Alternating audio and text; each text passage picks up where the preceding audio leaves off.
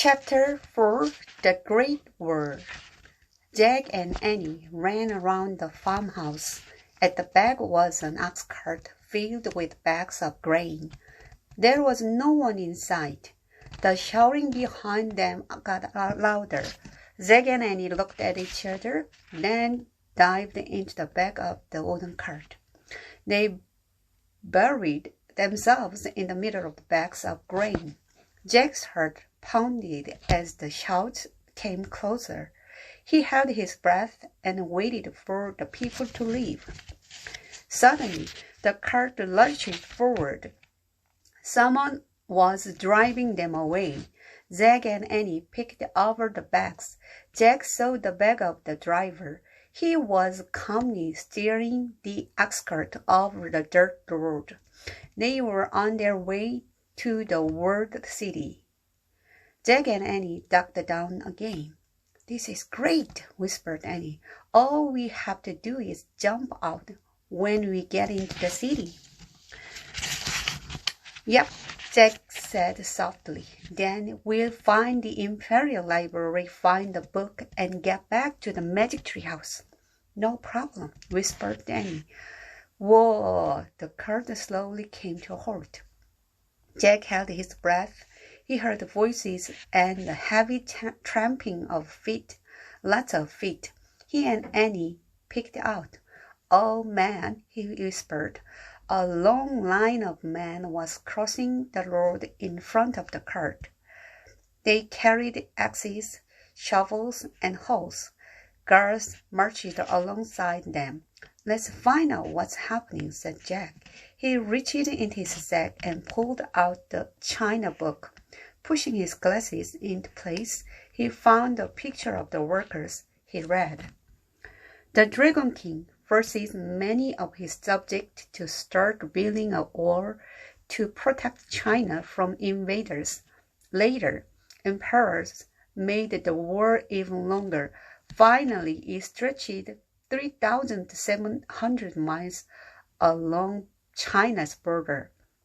The Great Wall of China is the longest structure ever built." "Wow, the Great Wall of China," said Jack.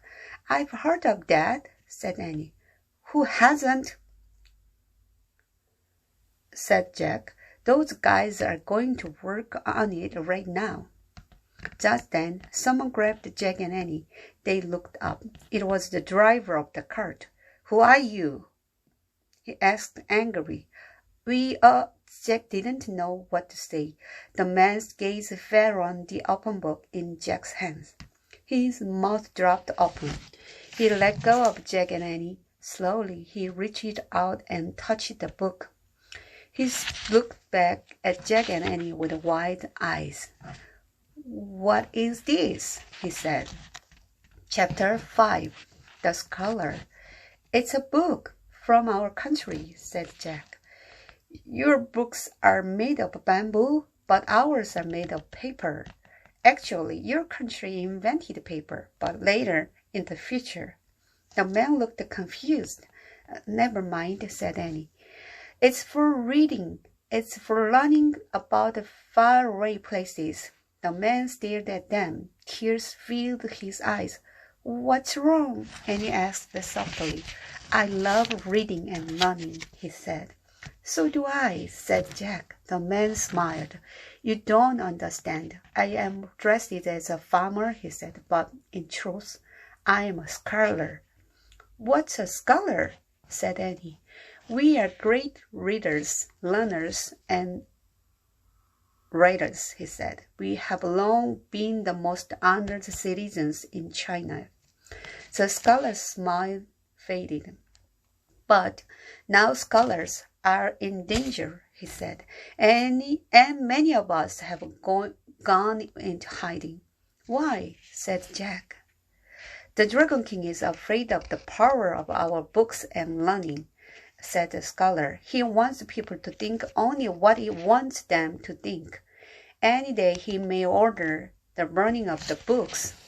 Annie gasped. "Does that mean what I think it means?" said Jack. The scholar nodded.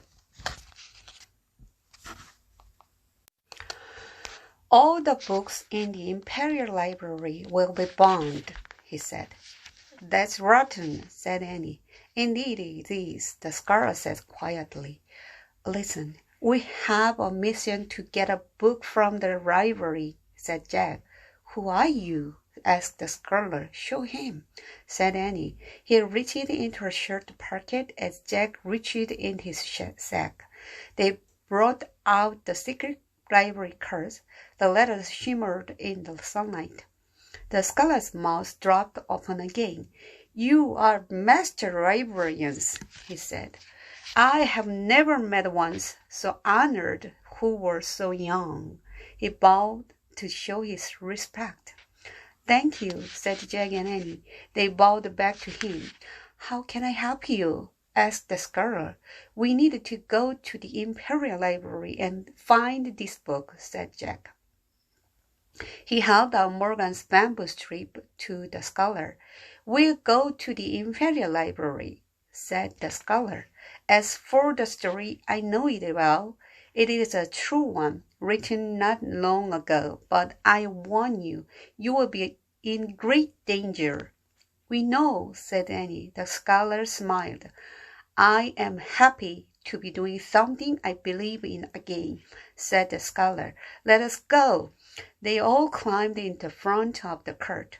The long line of wall builders was marching in the distance. As the oxen started forward, the scholar turned to Jack and Annie. Where are you from? He asked. Frog Creek, Pennsylvania, said Annie. I have never heard of it, said the scholar. Do they have a library there? Oh, sure. There's a library in every town, said Jack. In fact, there are probably thousands of libraries in our country. And millions of books, said Annie. And no one burns them. Right, said Jack. Everyone gets to go to school to learn to read them. The scholar stared at him and shook his head. It sounds like paradise, he said.